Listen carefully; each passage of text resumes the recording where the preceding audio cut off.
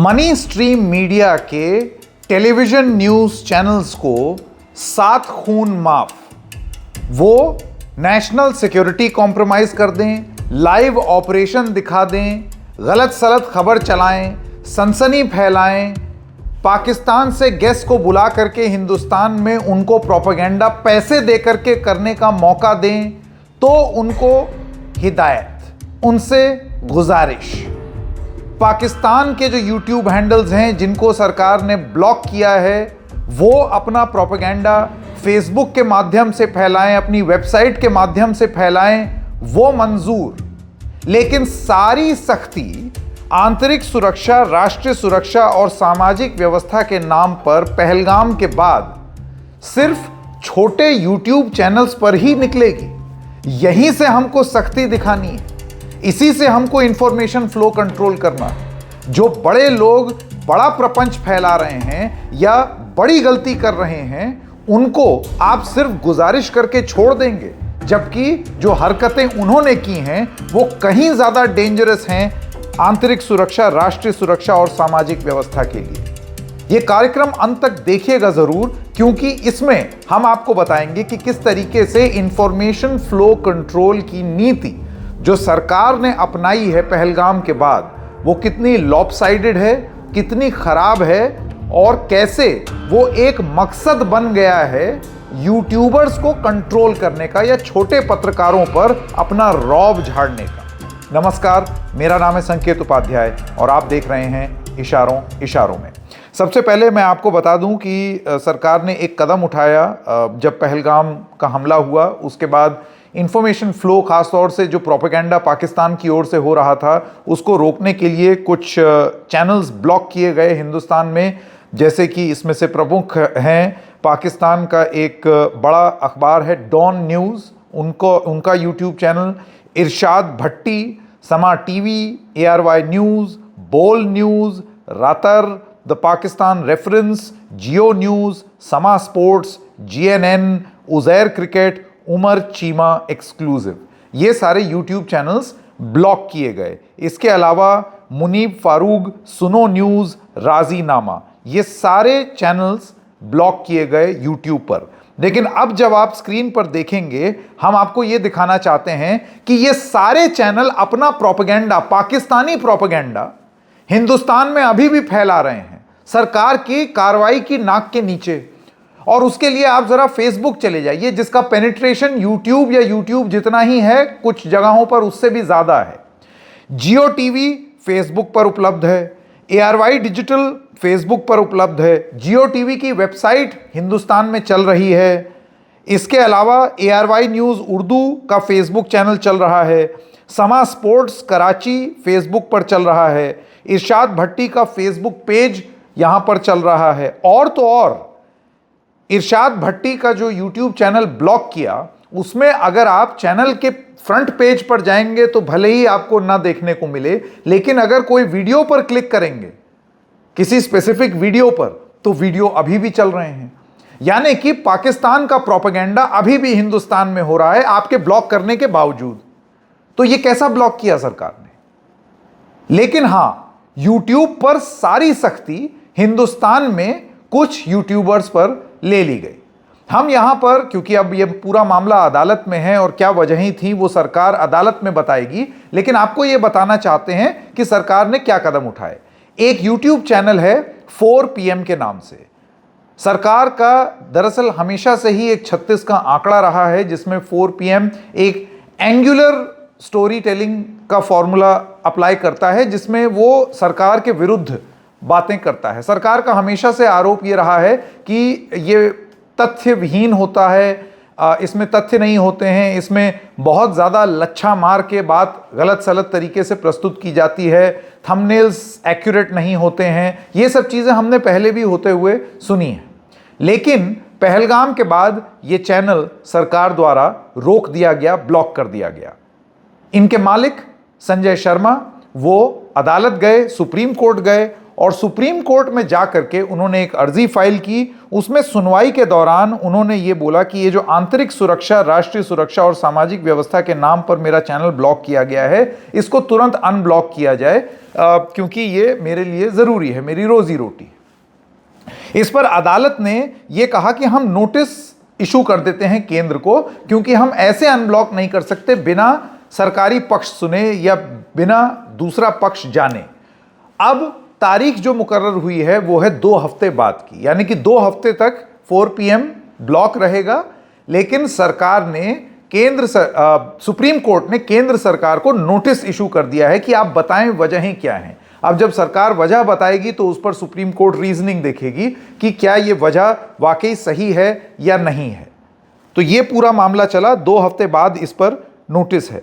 लेकिन अब आप देखिए, यह कार्रवाई इसलिए की जा रही है यह बताते हुए कि 4 PM भ्रम फैला रहा है और आंतरिक सुरक्षा और राष्ट्रीय सुरक्षा और सामाजिक व्यवस्था को नुकसान पहुंचा रहा है। और YouTube में भी ये चीज़ साफ साफ अब लिख दी गई है कि ये भारत सरकार के आदेश अनुसार ये कदम उठाया गया है। वहीं पर अब बात कर लीजिए मनी स्ट्रीम मीडिया के, जिनके पास अथाह धन है, खूब दौलत है और वो अपनी मीडिया संस्थान चलाते हैं, बड़े बड़े चैनल्स। ये सारे बड़े चैनल्स क्या हरकत करते हैं वो अब आप लोगों के बीच है। सबसे पहली बात, ये सारे channels live military operations Hindustan के उनको प्रसारित कर रहे थे पहलगाम के बाद। आप जानते हैं कि जब 26/11 हुआ था उसके बाद एक एडवाइजरी इशू की थी मिनिस्ट्री ऑफ इंफॉर्मेशन ब्रॉडकास्टिंग द्वारा। हर न्यूज़ रूम में जितने भी एडिटर्स हैं उन सबको यह चीज़ मालूम है कि आप मिलिट्री के ऑपरेशंस नहीं दिखा सकते, ऑपरेशनल डिटेल्स रिवील नहीं कर सकते हैं।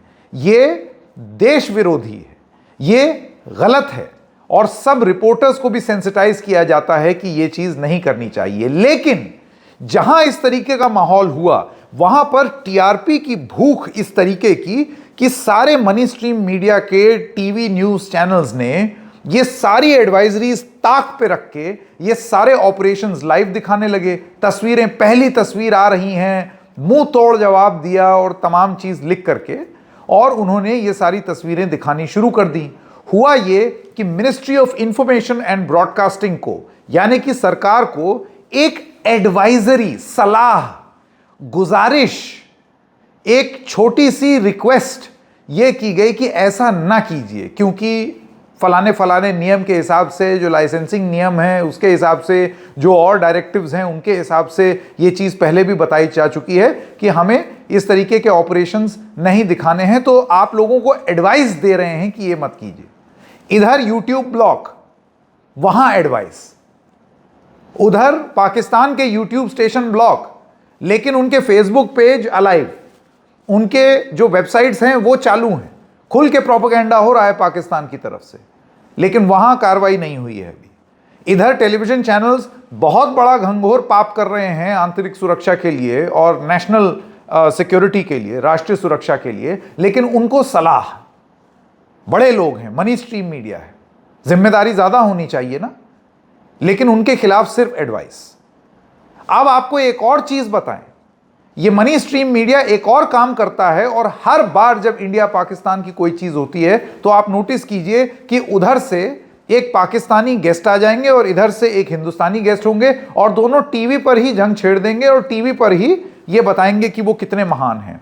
और इस चीज को पूरा करने के लिए टेलीविजन चैनल्स एक घंटे के लिए इन पाकिस्तानी गेस्ट को $250 से $500 प्रति घंटा पैसा दे करके बुलाते हैं।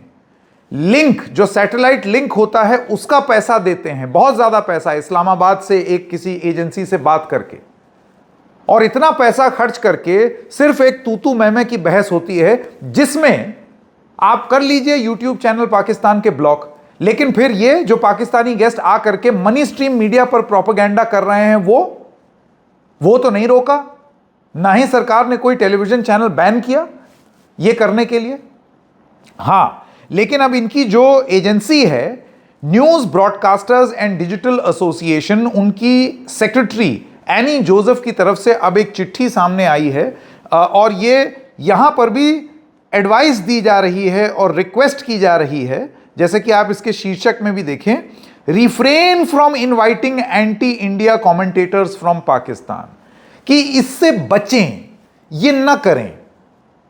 टोन एंड टेनर आप देखिए, ऑब्वियसली ये एक सेल्फ रेगुलेशन बॉडी है, ये दादागिरी नहीं कर सकते, लेकिन इसमें आप देखिए लिखा क्या है, जिससे यह साबित होता है कि मिनिस्ट्री ऑफ इंफॉर्मेशन ब्रॉडकास्टिंग और भारत सरकार ने इस एजेंसी से गुजारिश की है कि भाई देख लो, इधर आपने यूट्यूब चैनल ब्लॉक कर दिया, सीधे कोई सुनवाई नहीं, कुछ नहीं, कोई हिदायत नहीं, कोई एडवाइजरी नहीं, सीधा ब्लॉक।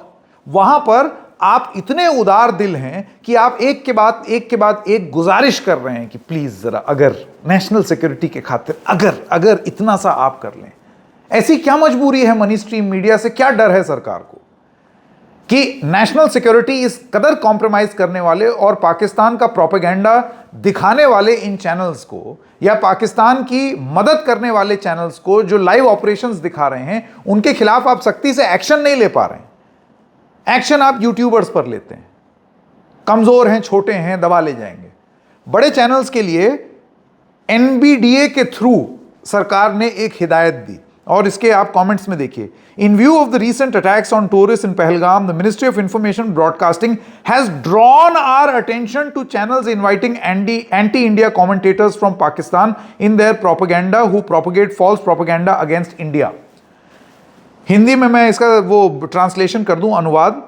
अभी जो पहलगाम में हालिया हमला हुआ, उसके बाद सूचना और प्रसारण मंत्रालय ने हमारा ध्यान आकर्षित किया है, यानी कि एनबीडीए जैसी संस्था को अब तक यह मालूम ही नहीं था कि 500-500, $250 दे करके प्रति घंटा और लाइव लिंक बुक करा करके पाकिस्तानी गेस्ट आते हैं और हिंदुस्तानी गेस्ट के साथ प्लास्टिक के मिसाइल एक दूसरे पर ऑन एयर मारते हैं, एक दूसरे को अपना मत बयान करते हैं, और पाकिस्तानी गेस्ट आ करके अपना प्रोपेगेंडा फैला रहे हैं।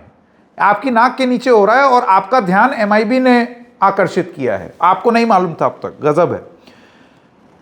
तो ये कहते हैं फिर, editors of NBDA are advised to refrain from inviting panelist. सुनिए बोल, जो editors NBDA news broadcasters and digital association के साथ जुड़े हुए हैं, उनसे हमारी गुजारिश है कि कृपया आप ऐसे पैनलिस्ट, स्पीकर्स और कमेंटेटर्स जो पाकिस्तान से आते हैं, उनको इनवाइट करने से बचें। कोई सख्ती कहीं नहीं है, एकदम उदार दिल, इससे आप बचें। These guests are known for espousing views that undermine the sovereignty, integrity and security of the nation and speak against the country.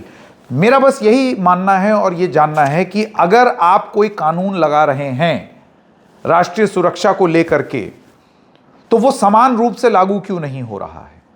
जो छोटे प्लेयर्स हैं उनको आप सोचते हैं कि आप दबा ले जाएंगे, कोई सुनवाई नहीं, सीधा बंद। लेकिन जो बड़े प्लेयर्स हैं, जो ज्यादा जिनका फुटप्रिंट है, यानी कि वो ज्यादा लोग तक पहुंच रहे हैं, लाखों लाख व्यूज हैं, इनकी रीच ऐसी है कि घर घर में पहुंच रहे हैं, बहुत पैसा है, उनको आप सलाह दे रहे हैं।